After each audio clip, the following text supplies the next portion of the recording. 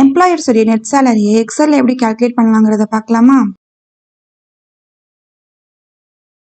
இங்க நமக்கு employers name இருக்கு, அவங்களுக்கு எவ்வளவு பேசிக் சேலரிங்கிறது இருக்கு, அண்ட் ஹெச்ஆர்ஏ பெர்சன்டேஜ்ல கொடுத்துருக்காங்க. ஹெச்ஆர்ஏனா ஹவுஸ் ரெண்ட் அலவன்ஸ், இது வந்து எவ்வளவு பெர்சன்டேஜ் அப்படிங்கிறது இங்க கொடுத்துருக்காங்க.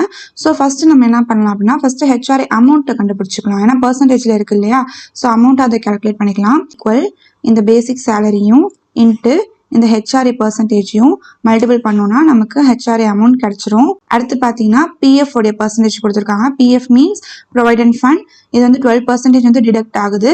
ஸோ பிஎஃப் உடைய அமௌண்ட் என்னன்னு பார்த்துடலாம்.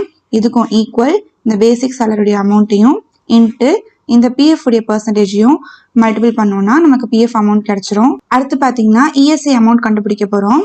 இஎஸ்ஐ அமௌண்ட் எவ்வளோ டிடக்ட் ஆயிருக்குன்னு பார்க்கலாம். ஈக்குவல் இந்த பேசிக் சேலரியையும் இன்ட்டு இந்த இஎஸ்ஐ உடைய பெர்சன்டேஜும் மல்டிபிள் பண்ணோம்னா நமக்கு இஎஸ்ஐ அமௌண்ட் கிடைச்சிரும். இப்போ கிராஸ் சேலரி எப்படி கால்குலேட் பண்ணலாம்னு பார்க்கலாம். பேசிக் சேலரியையும் பிளஸ் இந்த ஹெச்ஆர்ஏ அமௌண்ட்டையும் நம்ம என்ன பண்ண போறோம், ஆட் பண்ண போறோம். ஆட் பண்ணோம் அப்படின்னா நமக்கு கிராஸ் சேலரி வந்து எவ்வளோன்னு தெரிஞ்சிடும் நமக்கு. ஓகேவா, இதுதான் வந்து அவங்களுக்கு வந்து கிராஸ் சேலரி. இப்போ எவ்வளோ டிடக்ஷன் ஆயிருக்குங்கிறத பார்க்கலாம்.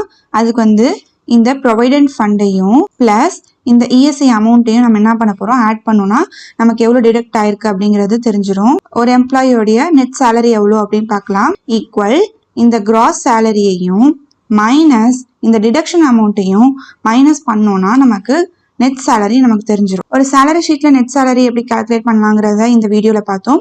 இந்த மாதிரி நிறைய யூஸ்ஃபுல்லான வீடியோஸ் வேணும்னா நம்ம பேஜை மறக்காம ஃபாலோ பண்ணிக்கோங்க.